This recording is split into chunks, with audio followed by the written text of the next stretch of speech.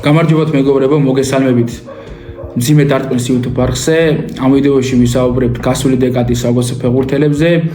შევადგენთ ტოპ 11 პოზიციების მიხედვით და გადავწყვიტე, რომ ამ შემადგენლობაში არ შემეყვანა მადრიდის, რეალის და ბარსელონას ფეხბურთელები, ვინაიდან როცა ნახევარმცველებზე მიდგა უკვე საქმე, იქ ძალიან რთულია არჩევანი გააკეთო, თუ რომელი იყო ობიექტურად უკეთესი, მოდრიჩი, ინიესტა, ბუსკეტსი, კროსი და ასე შემდეგ, ასე რომ მეტი ფიქრის საშუალება რომ მქონოდა, გადავწყვიტე, რომ აი ასეთი 11-ეული შემედგინა.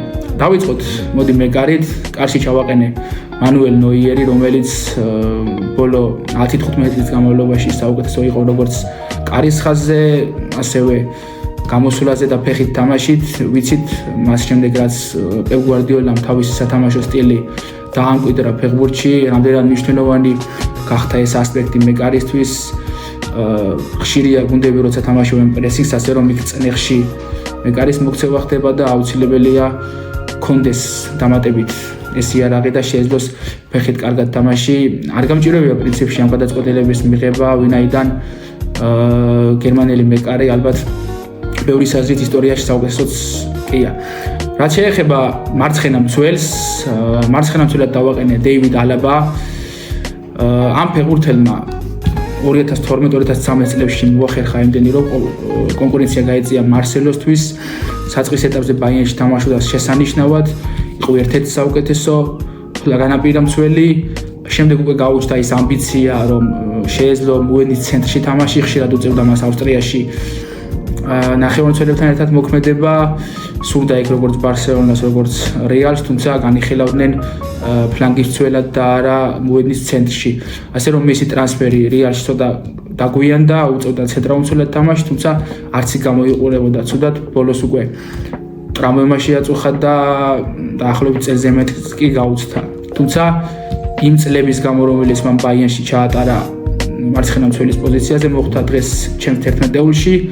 რაც შეეხება მარჯვენა მცველს, აქ მქონდა თავიდან ფილიპ ლამის ვარიანტი, თუმცა გადავიფიქრე, ვინაიდან დღევანდელი ჩემი ვიდეო ეძღვნება იმ ფეხბურთელებს, რომლებმაც ითამაშეს 2010-დან 2020 წლამდე საუკეთესო ფეხბურთი. ფილიპ ლამმა საწყის წლებში მოახერხა თავისი საუკეთესო თამაშის ჩვენება და ჩემს 11-ულში შევიყვანე კაილ უოკერი, რომელიც ტოტენჰემში ძალიან კარგი იყო, თუმცა თავის პიკს და შესაძლებლობის მაქსიმუმს უკვე მიაღწია მანჩესტერ სიტიში პეპ გვარდიოლასთან ერთად, სადაც შედარებით ნაკლებად ერთვებოდა შეტევებში, გახდა მონსტრი მცველი, ფიზიკურად ძალიან ჯანზე იყო, აღემატებოდა სხვა ფეხბურთელებს და ასე ვთქვათ, იყო ვინგერების კოშმარი, არავის პარპაშის საშუალებას არ აძლევდა ფლანგზე, ნებისმიერი ხერხით ყველაფრის ფასად აჩერებდა როგორც ვინისიუს, ასევე მბაპეს. ასე რომ ჩემი გუნდის მარჯვენა მცველი იქნება კაილ უოკერი. რაც შეეხება უკვე მუენის ცენტრს და ცენტრალურ მცველებს, ჯერ ვიტყვი რომ არ შევიყვანე ვირჯილ ვან დეიკი, იმიტომ რომ მან დაიწყო დაახლოებით 2015-ის მერე, რაც გადავიდა საუთჰემპტონში და შემდეგ ლივერპულში, ჰქონდა ოქროს ბურთის მოგების დიდი შანსი, რომ არა მესი 2019 წელს უეჭველად აიღებდა. თუმცა აი რომ ვაკეთებდი 2015-დან 2025 წლის ჩათვლით 11-ულს, იქ აუცილებლად შევიყვანდი. ჩემი მცველები კი იქნებიან პირველი ოდნავ მარჯვიდან ჯორჯო კიელინი, რომელიც შესანიშნავი იყო მეორე სართულზე, იყო ხისტი მცველი. თამაში იყო შესანიშნავი იუვენტუსის ლიდერი, დაცვაში 9-ჯერ მოიგო წესზე ამ გუნდმა სერია A 2012-დან 2020 წლის ჩათვლით. იქ იყვნენ ბარძალი, ბონუჩი, უკან კარში იდგა ერთ-ერთი საუკეთესო მეკარე ბუფონის სახით, თუმცა ეს ფეხბურთელი გამოიყურებოდა სტაბილურად შესანიშნავად, ბოლოს უკვე ევროპის ჩემპიონიც გახდა, ასე რომ ის იქნება ჩემი პირველი მცველი. მას მარცხნივ გვერდით ამოუდგება მატს ჰუმელსი, რომელიც იყო სტაბილურობის განსახიერება ბოლო დეკადის განმავლობაში. ითამაშა დორტმუნდთან ერთად ფინალები, გახდა მსოფლიო ჩემპიონი, ძალიან კარგად თამაშობდა ბურთთან ერთად, შეეძლო ამოტანა, ასე ვთქვათ. და მოკლედ ჩემი 4 მცველი იქნება შემდეგი: კაილ უოკერი, დეივიდ ალაბა, ჰუმელსი და კიელინი. უკვე რაც შეეხება მუენის ცენტრს და საყრდენ ზონას, აქ არჩევანი გავაკეთე ნგოლო კანტეზე. თუ გადავხედავთ ბოლო 10 წელიწადს, იქ ორი სენსაცია დაფიქსირდა, პირველი ეს იყო ცალსახად ლესტერის ჩემპიონობა პრემიერ ლიგაში და იქ კანტე თამაშობდა შესანიშნავად. თავარი ბირთვი და მექანიზმი გუნდის იყო ის აუცილებლად ვარდისთან და მახესთან ერთად და აგრეთვე ტუხელის ჩელსი, რომელიც უკვე გახდა გამარჯვებული ჩემპიონთა ლიგის იმ გუნდში შეუცვლელი იყო, იდეალურია ბურთის ამოტანაში, მოძრაობს და დარბის ძალიან ბევრს, შეტევაშიც კარგად ერთვება, თამაშობდა საფრანგეთში შესანიშნავად და მისი დიდი წვლილია იმაში, რომ გახდა ის საფრანგეთი მსოფლიოს ჩემპიონი, ბევრი მას განიხილავს როგორც მესის შემჩერებელად, რა თქმა უნდა, მესის სრულად განაიტრალება შეუძლებელია, თუმცა რაღაც მაქსიმალურად შეზღუდა, ასე ვთქვათ, იქ ლეო. რაც შეეხება შემტევი ნახევარმცველის პოზიციას, აქ ბევრი ფიქრი არ დამჭირებია, ვინაიდან კევინ დე ბრუინი იყო ბოლო 10 წლის საუკეთესო ნახევარმცველი პრემიერ ლიგაში. ამ ფეხბურთელს აქვს ყველაფერი, რაც შეიძლება შემტევ ნახევარმცველს კონდეს, ურტყავს ორივე ფეხით შესანიშნავად, ბურთი ამოაქვს ძალიან კარგად, არის ასისტების მანქანა. ის არის ჩემი ერთ-ერთი საყვარელი ფეხბურთელი, ასე რომ დაიკავა ადგილი შემტევ ნახევარმცველად. რაც შეეხება უკვე 6-იანის და ცენტრალური ნახევარმცველის პოზიციას, აქ ვფიქრობდი დავით სილვას ჩასმას, თუმცა თუ მოусმენ სხვადასხვა ფეხბურთელებს, იგივე მანჩესტერ სიტის ფეხბურთელებს, ყველა შესანიშნავად საუბრობს მასზე, მაგრამ მე გადავწყვიტე რომ ჩამესვა მაინც პოლ პოგბა, რომელიც იუვენტუსში როცა თამაშობდა, განიხილებოდა ოქროს ბურთის მომავალ პრეტენდენტად და მაშინ მესის და რონალდოსთან ერთად რაღაც პერიოდი ტოპ 3 ფეხბურთელს შედიოდა, თუმცა შემდეგ მიიღო ალბათ არასწორი გადაწყვეტილება მანჩესტერ იუნაიტედში გადასვლით.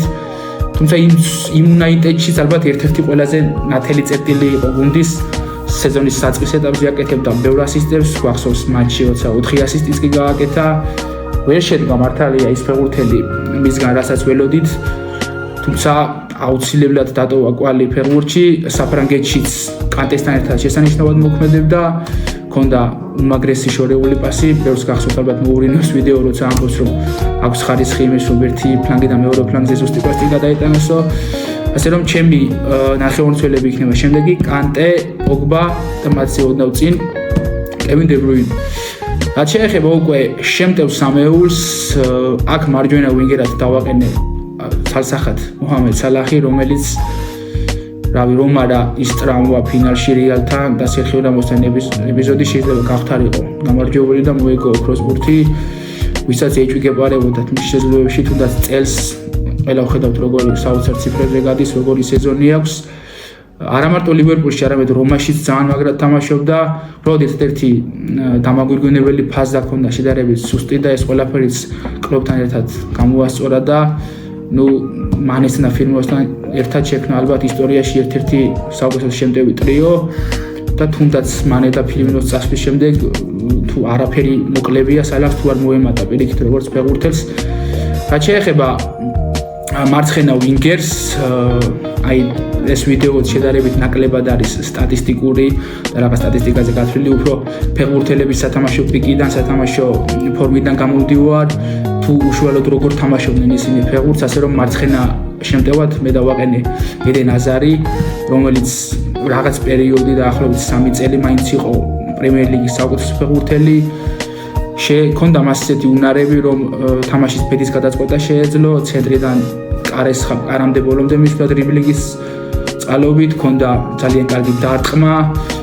ჩვენ გვახსოვს ბელგია განიხილებოდა ევროპის ჩემპიონატის მთავარ ფავორიტად, ერთ-ერთ მთავარ ფავორიტად, ასევე მსოფლიო ჩემპიონატის ერთ-ერთ მთავარ ფავორიტად და იყო ეს ყველაფერი, რა თქმა უნდა, მისი დამსახურება. რაც შეეხება უკვე ფორვარდს, აქ გავაკეთე არჩევანი ლევანდოვსკიზე, კი ბოლოს უკვე ბარსელონაში ითამაშა, თუმცა ეს იყო 2020 წლის მერე. აქ ძალიან ბევრი ვარიანტი იყო აგუეროს ვარიანტი, კავანი, ყველაზე ახლოს მაინც იყო იბრაჰიმოვიჩი, რომელზეც ვფიქრობდი, თუმცა იბრაჰიმოვიჩი მაინც აი 2010 წლამდეც მოასწრო ბევრი და უნაიტედის მერე უკვე გადავიდე MLS-ში და ეს მაინც უკან გადადგული ნაბიჯია, შემდეგ დაბრუნდა მილანში. ძალიან კარგი იყო PSG-ში, ასევე უნაიტედშიც გამორჩეული იყო, თუმცა ლევანდოვსკი იყო დორტმუნდიდან მოყოლებული შესანიშნავი, მოხსნა ბუნდესლიგაში გერდ მიულერის რეკორდი, იქ კოკერი შეუსრულა რეალს დორტმუნდის მაისურით, ასევე რომ არა კოვიდი და უსამართლობა ფრანს ფუტბოლის აუცილებლად გახდებოდა ბალონ დორის გამარჯვებული და ანუ ჩემი 11-ეულის ბოლო წევრი გახლავთ რობერტ ლევანდოვსკი. მოკლედ, რო ჩამოვთვალოთ და შევაჯამოთ საბოლოოდ 11-ეული გამოვიდა ასეთი, კარში ჩავაყენეთ მანუელ ნოიერი, ცენტრალური მცველები ჰუმელსი და კიელინი, მარჯვენა მცველი ვოკერი, მარცხნივ ალაბა, საღდენი გოლო კანტე, ცენტრალური ნახევარმცველი პოგბა, შემდეგი ნახევარმცველი დე ბრუინი და სამი შემტევი აზარი, სალაჰი და ლევანდოვსკი. მადლობა ყველას, ვინც უყურეთ ამ ვიდეოს, თუ მოგეწონათ დალაიქეთ, გამოგვიწერეთ და მომავალში აუცილებლად გვერდებით მსგავსი და მსგავსი ტიპის ვიდეოებს, სადაც როგორც განვიხილავთ ასევე საერთო 11-ეულებს, განვიხილავთ სხვადასხვა სპორტზე და სხვა ინფორმაციებს და მომავალში ხვედრამდე.